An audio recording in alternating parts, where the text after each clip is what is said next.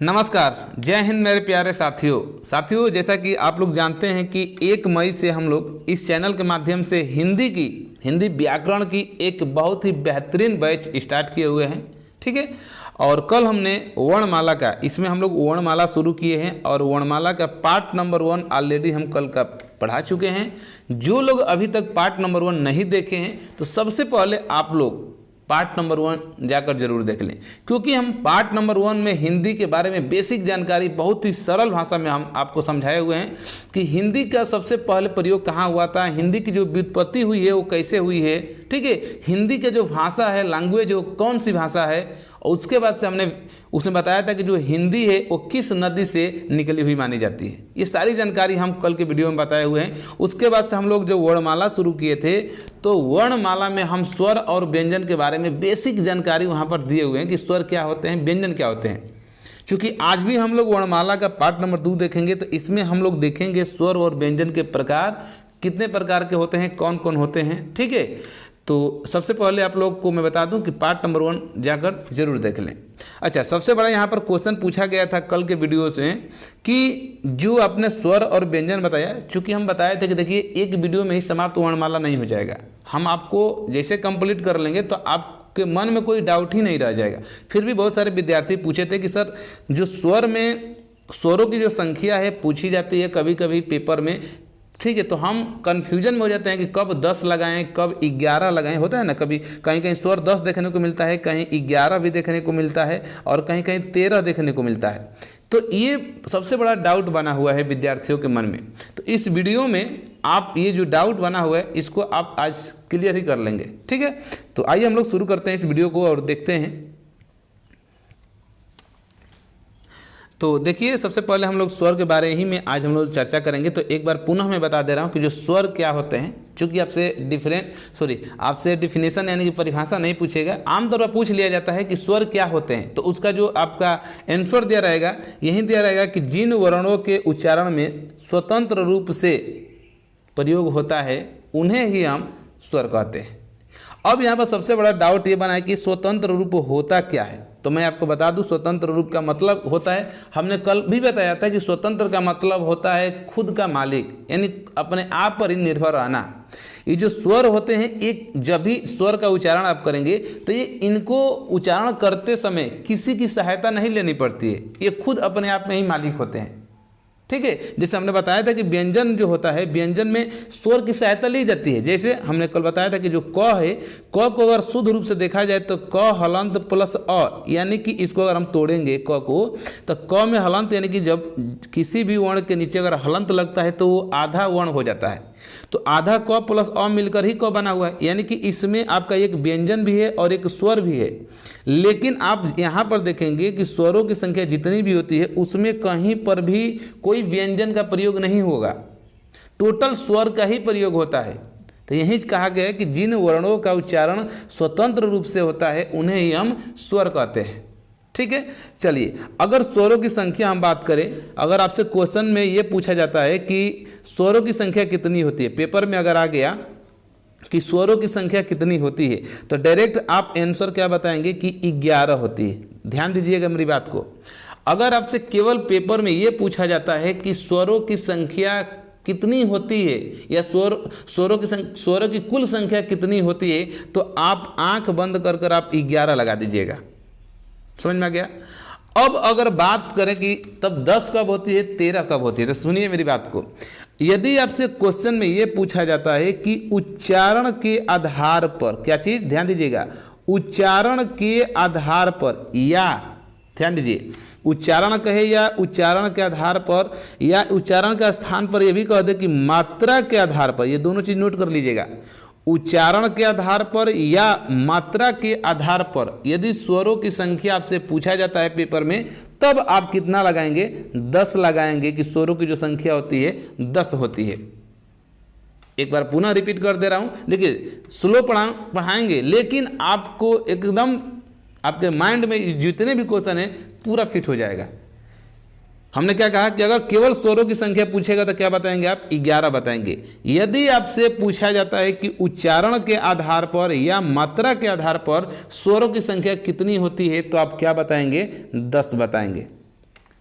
तो 10 बताएंगे तो इस 10 में तो टोटल तो यहाँ पर 11 है, 11 में 10 लिया गया तो किसको छोड़ा गया? तो देखिए ध्यान दीजिएगा, यदि आप उच्चारण के आधार पर लेंगे तो ये टोटल जो 11 होते हैं, ये जो 11 हैं, इसमें से जो री है इसका उच्चारण करते समय हम नहीं लेते हैं स्वर में।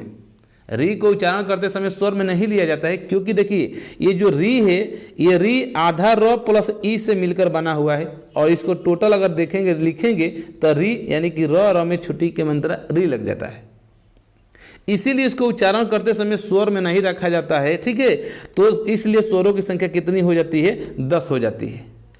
अब मात्रा के बारे में बात करें कि यदि मात्रा के आधार पर स्वर 10 होते हैं तो इसमें मात्रा में कौन सी नहीं होती है? तो जो ये अ है, अ की मात्रा नहीं होती है, टोटल बाकी इन सब की मात्रा होती है। आप देखे होंगे, देख भी रहे होंगे, इन सब की मात्रा होती है। जैसे ये यहाँ पर आ की मात्रा है, ठीक है, ये छोटी की है, ये बड़ी की है, छोटाओं की है, बड़ाओं की है, ए की है, आय की है, ठीक है, ओ की है, औ की, इस तरीके से।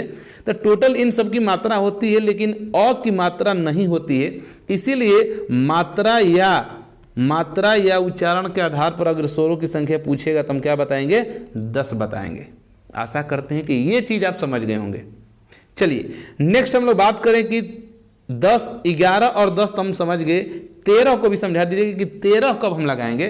तो ध्यान दीजिए, जब भी आपसे पूछेगा कि परंपरागत, ठीक है, परंपरागत या परंपरागत के स्थान पर हो सकता है कि पूछ दे कि मूलतः, या तो मूलतः के स्थान पर पूछ दे कि सामान्यतः स्वरों की संख्या कितनी होती है, तब आप बताएंगे कितना? 13 बताएंगे कि 13 स्वर होते हैं। ध्यान दीजिए, जब भी आपसे पूछे कि परंपरागत रूप से स्वरों की संख्या 13, मूलतः स्वरों की संख्या 13, सामान्यतः स्वरों की संख्या 13 होती है। तो हमने तो अभी 11 देखा, 13 कैसे हो गया? तो देखिए पहले तो आप समझिए कि जो पहले से जो 11 है वो तो 11 इसमें भी रहेंगे, ये टोटल 11 इसमें भी रहेंगे। इसमें 2 और जुड़ जाते हैं जिनको हम अयोगवाह कहते हैं, अंग और अह। क्या है? अंग और अह, ये दोनों जुट जाते हैं, और इनको आगे चलकर हम बताएंगे कि अंग को अनुस्वार कहते हैं। क्या कहते हैं? अनुस्वार कहते हैं, और अह को क्या कहेंगे? विसर्ग कहेंगे। आगे चलकर हम बताएंगे इसके बारे में। तो ये दोनों जुड़ जाते हैं अयोगवाह, तो टोटल इसीलिए स्वरों की संख्या 13 हो जाती है। तो आशा करते हैं कि आप लोग आज के बाद से आपके मन में कोई डाउट नहीं रह जाएगा कि कब स्वरों की संख्या हम 10 लेंगे, कब 11 लेंगे और कब 13 लेंगे। ठीक है, अगर वीडियो आपको अच्छी लग रही है, ये बात समझ में आ गई है, अभी भी अगर आपने चैनल को सब्सक्राइब नहीं किया है, वीडियो को लाइक नहीं किया है, तो वीडियो को लाइक जरूर कर लें। ठीक है, चलिए हम लोग अब आगे बढ़ते हैं। अब यहाँ से हम लोग देखेंगे स्वरों के वर्गीकरण। क्या चीज़? स्वरों के वर्गीकरण के बारे में हम लोग देखेंगे कि स्वरों का जो वर्गीकरण है कितने प्रकार का, किस तरीके से होता है। तो सबसे पहले अगर हम देखें कि मात्रा के आधार पर अगर पूछा जाता है कि स्वरों का वर्गीकरण में कि मात्रा के आधार पर स्वर कितने होते हैं, तो आप क्या बताएंगे? 2 प्रकार के होते हैं। ध्यान दीजिएगा, मात्रा के आधार पर अगर पूछेगा स्वरों की संख्या तो आप क्या बताएंगे? कितने प्रकार के बताएंगे? 2 बताएंगे। स्वरों की संख्या नहीं, प्रकार। मात्रा के आधार पर अगर स्वर के प्रकार पूछेंगे तो क्या बताएंगे? 2। मात्रा के आधार पर यह भी कह सकते हैं कालमान के नाम से भी जाना जाता है। इसी को हम क्या कहेंगे? कालमान के नाम से भी जाना जाता है। अगर पूछेंगे कालमान के अनुसार अगर स्वरों कितने प्रकार के होते हैं, तब क्या बताएंगे? 2 प्रकार के। कौन कौन होते हैं? तो पहला है आपका ह्रस्व, ह्रस्व को ही हम लघु भी कहते हैं। ठीक है, पहला है ह्रस्व, दूसरा है दीर्घ, जिसमें दीर्घ को हम गुरु कहते हैं। तो ह्रस्व में कौन कौन से आते हैं? तो ह्रस्व में आपके स्वर आते हैं अ, छोटी ई, छोटा ऊ और री, ये आपके ह्रस्व में आएंगे। दीर्घ में कौन आएंगे? तो आ आएगी, आ, ठीक है, बड़ी ई, बड़ा ऊ, ए, आए, ओ, औ, ये आपके दीर्घ में आएंगे। तो अगर पूछा जाता है कि मात्रा के आधार पर स्वर कितने प्रकार के होते हैं, तो क्या बताएंगे? 2 प्रकार के होंगे। इस तरीके से अगर पूछा जाए कि स्वर कितने प्रकार के होते हैं, कुल स्वर कितने प्रकार के होते हैं, तो आप क्या बताएंगे? 3 प्रकार के होते हैं। अगर पूछा जाता है कि ठीक है कुछ नहीं, यानी कि मात्रा उतरा कुछ ना लगाए, ऐसे ही पूछे कि स्वर कुल स्वर कितने प्रकार के होते हैं, तो आप क्या बताएंगे? कि जो कुल स्वर होते हैं वो 3 प्रकार के होते हैं। अगर मुख्य रूप से पूछे थे कि स्वर कितने प्रकार के होते हैं, तो फिर हम बताएंगे 2 प्रकार के। मात्रा के आधार पर अगर पूछ दे कि स्वर कितने प्रकार के होते हैं, तो अभी आप लगाएंगे 2 प्रकार के। लेकिन कुल स्वरों के प्रकार अगर पूछता है कि कुल स्वर कितने प्रकार के होते हैं, तब आप क्या बताएंगे? 3 प्रकार के होते हैं। ठीक है, कौन कौन से होते हैं तो देख लेते हैं। तो इसमें सबसे पहला जो होता है वो होता है आपका ह्रस्व स्वर, और ह्रस्व स्वर को ही हम लघु स्वर भी कहते हैं। क्या कहते हैं? लघु स्वर भी कहते हैं। ह्रस्व स्वर को ही एक मात्रिक स्वर भी कहते हैं। क्या कहेंगे? एक मात्रिक स्वर भी कहेंगे।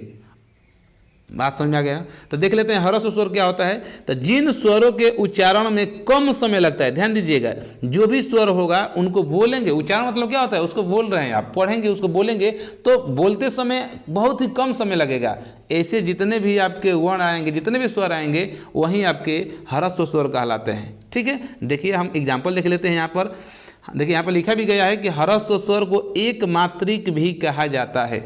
ठीक है, अगर इनकी संख्या पूछता है कि ह्रस्व स्वरों की संख्या कितनी होती है, तब क्या बताएंगे? ह्रस्व स्वरों की संख्या 4 होती है। कौन कौन? अ, छोटी ई, छोटा ऊ और री, यही आपके ह्रस्व स्वर होते हैं। इनको बोलेंगे तो कम समय लगेगा। जैसे देखिए अ, ई, उ, री, ये आराम से, ठीक है, मतलब कि बहुत ही कम समय लग रहा है। वहीं अगर आप बोलेंगे आ, देखिए उसे डबल समय लग रहा है, ई, उ, ठीक है। तो यही होता है कि जिनके उच्चारण में बहुत ही कम समय लगता है उन्हें ही हम ह्रस्व स्वर कहते हैं। ठीक, चलिए अब दूसरा देख लेते हैं, दीर्घ स्वर। दूसरा कौन सा है? दीर्घ स्वर है। दीर्घ स्वर को हम द्विमात्रिक कहते हैं। वहां पर एक मात्रिक था, यानी कि ह्रस्व में एक मात्रा लगती है। ठीक है, जो आपका दीर्घ स्वर होता है इसमें द्विमात्रा लगती है। आगे हम बताएंगे, इसीलिए वहां पर लघु और इसको ह्रस्व स्वर को लघु कहा गया है और दीर्घ स्वर को गुरु कहा गया है। क्या चीज? गुरु कहा गया है। तो दीर्घ स्वर क्या होते हैं देखिएगा, जिन वर्णों के उच्चारण में ह्रस्व स्वर की अपेक्षा अधिक समय लगता है, या ये कह सकते हैं कि ह्रस्व स्वर के अपेक्षा इसमें 2 गुना समय लगता है। कितना? 2 गुना समय लगता है, उसे ही हम दीर्घ स्वर कहते हैं। और इनकी संख्या अगर पूछेगा कि दीर्घ स्वर की संख्या कितनी होती है, तब क्या बताएंगे? 7 बताएंगे। कौन कौन होती हैं? तो देखिए वहाँ पर 4 था, यहाँ पर 7, टोटल 11 स्वर होते हैं। 11 में 4 पहले निकल गया तो 7 बचेगा। कौन कौन? आ, बड़ी ई, बड़ा ऊ, ए, ऐ, ओ, औ, यही 7 आपके दीर्घ स्वर होते हैं। ठीक है, चलिए आगे हम लोग देख लेते हैं। अब एक है आपका तीसरा, जिसका नाम है प्लुत स्वर। क्या है? प्लुत स्वर। तो प्लुत स्वर को हम क्या कहेंगे? त्रिमात्रिक स्वर भी कहते हैं। क्या कहते हैं? त्रिमात्रिक स्वर भी कहते हैं प्लुत स्वर को। तो इनका देख लिया जाए तो जिन स्वरों के उच्चारण में ह्रस्व और दीर्घ, यानी कि ऊपर हमने पढ़ा क्या क्या? ह्रस्व और दीर्घ। तो जिन स्वरों के उच्चारण में ह्रस्व और दीर्घ की अपेक्षा अधिक समय लगता है, या ये कह सकते हैं कि ह्रस्व स्वर की अपेक्षा 3 गुना समय लगता है, उसे ही हम प्लुत स्वर कहते हैं। इनका जो प्रयोग होता है मंत्र में किया जाता है। ठीक है, वैदिक भाषा में इनका प्रयोग किया जाता है। जो भी मंत्र का उच्चारण होता है उसी में इसका प्रयोग किया जाता है। जैसे आप देखे होंगे पंडित जी लोग बोलते हैं क्या? ओ व्यो रो, देख रहे हैं, बोलेंगे तो ह्रस्व और दीर्घ से क्या होगा? 3 गुना समय लगेगा। ज्यादा ह्रस्व से क्या होगा? 3 गुना समय लगेगा। उसी को हम क्या कहते हैं? प्लुत स्वर कहते हैं। एग्जाम्पल में आएगा तो आपका ओम ही आएगा। अब तक यही रिकॉर्ड रहा है कि प्लुत स्वर पूछता है तो उसमें आपका एग्जाम्पल में ओम ही रहेगा। ठीक है, तो आशा करते हैं कि ये चीज आप समझ गए होंगे। चलिए आगे हम लोग देख लेते हैं। अब तो उत्पत्ति के आधार पर हम लोग देख लेते हैं कि उत्पत्ति के आधार पर स्वर कितने होते हैं। तो यदि आपसे पूछा जाता है कि उत्पत्ति के आधार पर स्वर कितने प्रकार के होते हैं, तो क्या बताएंगे आप? 2 प्रकार के होते हैं। कितने? 2 प्रकार के। कौन कौन? तब बताएंगे, पहला मूल स्वर, दूसरा है आपका संधि स्वर। मूल स्वर को ही हम मौलिक स्वर भी कहते हैं। क्या है? मूल स्वर को मौलिक स्वर भी कहा जाता है। ठीक है, तो आइए देख लेते हैं कि मूल स्वर क्या होते हैं और संधि स्वर क्या होते हैं। तो मूल स्वर की अगर हम बात करें तो जिन स्वरों का निर्माण एक खंड से होता है उन्हें ही मूल स्वर कहते हैं। अब ध्यान देने योग्य बात यह है कि यहाँ पर एक खंड बोला है। एक खंड का मतलब क्या है? इसका मतलब ये है कि जैसे मान लीजिए कि यहाँ पर एग्जाम्पल के रूप में दिया गया है अ, ई, उ, री। तो ये जो अ है ये अब किसी के मेल से नहीं बना है, ये सिंगल अ ही है। जो ई है ये अब सिंगल ई ही है, ये किसी के मेल से नहीं बना हुआ है। जो ऊ है ये सिंगल ऊ है, अभी आगे हम बताएंगे कि जब ये दो खंड से मिलेंगे तो ये क्या बनेंगे। जैसे आगे देखेंगे कि अ प्लस अ अगर मिला देंगे तो क्या बन जाएगा, आ मिलेगा, आ हो जाएगा, तो ये दो खंड हो जाएगा। लेकिन यहाँ पर जो ये अ है अपने आप में सिंगल, ये एक खंड ही, तो वही चीज़ होता है कि जिन स्वरों का निर्माण एक खंड से हुआ हो उन्हें ये मूल स्वर कहते हैं। अगर मूल स्वर पूछता है तो आप क्या बताएंगे, टोटल उनकी संख्या 4 होती है, अ, ई, उ और रे।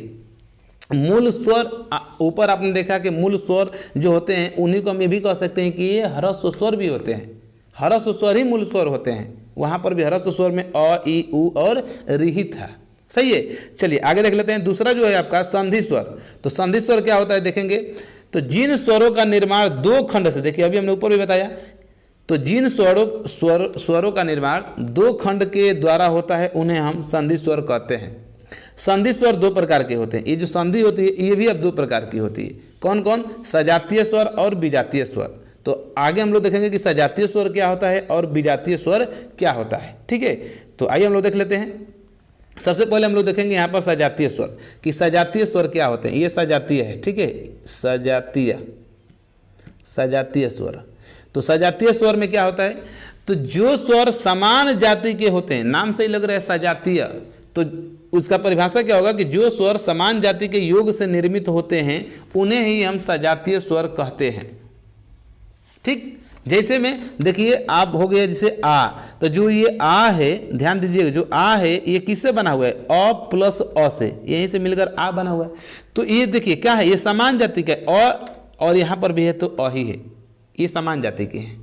उसी तरीके से हम देखेंगे बड़ी ई जो है बनता है छोटी ई प्लस छोटी ई। तो देखिए जो यहाँ पर है वही चीज़ यहाँ पर भी है, समान जाति के, तो इसीलिए इसको कहा जाता है सामान्य जाति, मतलब कि समान जाति के योग से ये बनते हैं। तो वहीं आपके क्या कहलाते हैं, सजातीय स्वर कहलाते हैं। ऊ को भी देखेंगे, देखिए ऊ ऊ उसी तरीके से बना है। अब ध्यान देने योग्य बात ये है कि जो सजातीय स्वर होते हैं इन्हीं को हम मूल दीर्घ स्वर कहते हैं। पिछली बार यूपीएसआई में भी क्वेश्चन पूछा गया था कि मूल दीर्घ स्वर कौन से होते हैं, और इनमें से ठीक है एक दिया हुआ था और बाकी 3 अलग दिया हुआ था। तो मूल दीर्घ स्वर अगर पूछता है कि किसे कहेंगे, तो हम सजातीय स्वर को ही मूल दीर्घ स्वर कहते हैं, और इनकी संख्या 3 होती है। कौन कौन होते हैं, तो आ, बड़ी ई और बड़ा ओ, यही आपके मूल दीर्घ स्वर होते हैं। ओके, चलिए आगे हम लोग देख लेते हैं विजातीय स्वर। विजातीय स्वर क्या होते हैं, तो विजातीय स्वर होते हैं कि जो स्वर विभिन्न जाति के, यानी कि अलग अलग जाति के योग से निर्मित होते हैं उन्हीं को हम विजातीय स्वर कहते हैं। सजातीय स्वर में समान जाति का था, विजातीय स्वर में विजात जाति का होगा, यानी कि अलग अलग जाति का होगा। ठीक है, विभिन्न जाति का, यहाँ पर देखिए लिखा भी गया। जैसे में ए क्या है, ए, तो जो ये ए है किससे बना हुआ है, तब बोलेंगे कि अ प्लस ई से ए बना हुआ है। वहीं अगर आय लेंगे, आय, तो ये किसे, अ प्लस ए से आपका मिलकर आय बना हुआ है। ओ किससे बना है, अ प्लस उ से आपका ओ बना हुआ है। औ, अ प्लस ओ से आपका औ बना हुआ है। तो यहाँ पर देख रहे हैं ना, आप देखिए खुद, एक यहाँ पर देखिए ये अ है, यहाँ पर ई है, समान जाति के नहीं, ये अलग अलग जाति के हैं, इसीलिए इनको विजातीय स्वर कहा गया है। और इन्हें ही संयुक्त स्वर भी कहते हैं। क्या कहते हैं, इन्हें ही हम संयुक्त स्वर भी कहते हैं। सजातीय स्वर में देखें मूल दीर्घ स्वर कहते थे, लेकिन इनको संयुक्त स्वर कहा जाता है, और इनकी संख्या कितनी होती है, 4 होती है। आशा करते हैं कि ये चीज़ आप भी समझ गए होंगे। ठीक है, चलिए आगे नेक्स्ट हम लोग देख लेते हैं। अब यहाँ से आपका क्वेश्चन बनता है कि जीभ के आधार पर स्वर कितने प्रकार के होते हैं। जीभ लिखेगा या तो जिह्वा लिखेगा, क्या चीज़, जिह्वा लिखेगा या तो जीभ लिखेगा, कि इसका स्थान पर आधार पर स्वर कितने प्रकार के होते हैं। तो क्या बताएंगे आप कि जीभ या जिह्वा के आधार पर जो स्वर होते हैं 3 प्रकार के होते हैं। कौन कौन से, अग्र स्वर, मध्य स्वर और एक तीसरा होता है पश्च स्वर। तीनों को भी बता देंगे, आपको रटना नहीं है, बिल्कुल आप समझ जाएंगे। अभी देखिए क्या है, सबसे पहले आपको मैं बता दूं, इसके परिभाषा बताते हैं, उसके बाद से आपको मैं एक ऐसा ट्रिक बताऊंगा जिससे आपके दिमाग में एकदम फिट हो जाएगा। समझिए, अग्र स्वर की बात करें तो देखिए क्या लिखा है कि जिन स्वर के उच्चारण में जीभ का अग्रभाग, अग्र मतलब क्या होता है, आगे, यानी कि आगे वाला भाग, अग्रभाग कार्यरत होता है, उन्हें ही हम क्या कहते हैं, अग्र स्वर कहते हैं। जैसे मान लीजिए जीभ हो गया, ये आपके अंदर, ये मुंह के अंदर है, ठीक है, ये पूरा मुंह का अंदर, ये जीभ आपने बाहर ये निकाला, बाहर निकाला, तो ये जो जीभ है ये आगे वाला भाग है, ये मध्य का भाग है, ठीक है, यहाँ पर बना देते हैं, ये जीभ हो गई, तो ये यहाँ पर 3 भाग में काट देते हैं, ये आपका अग्र भाग है, ये मध्य भाग है, ये पश्च भाग है।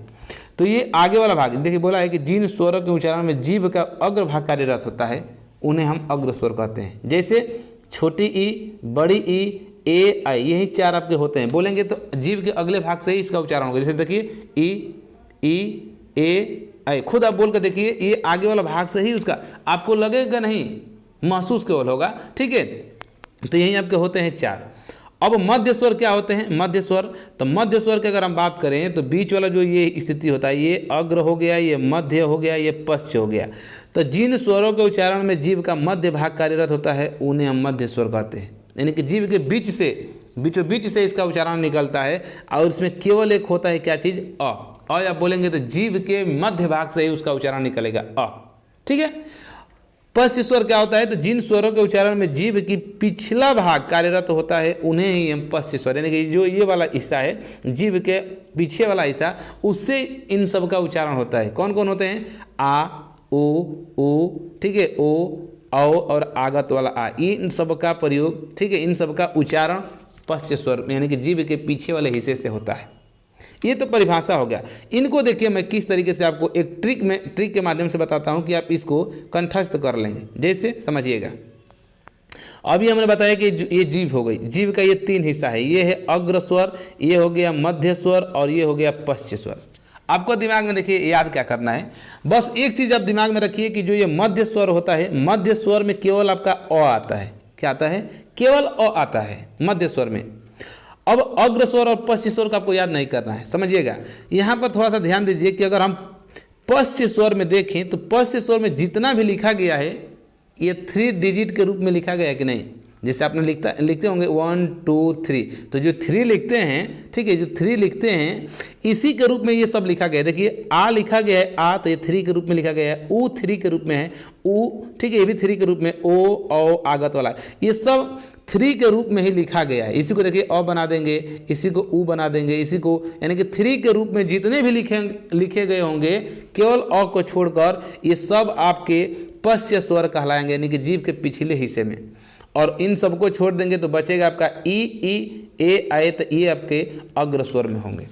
आशा करते हैं कि ये आपकी जो ट्रिक है बेहद बेहतरीन तरीके से समझ में आ गई होगी, ठीक है।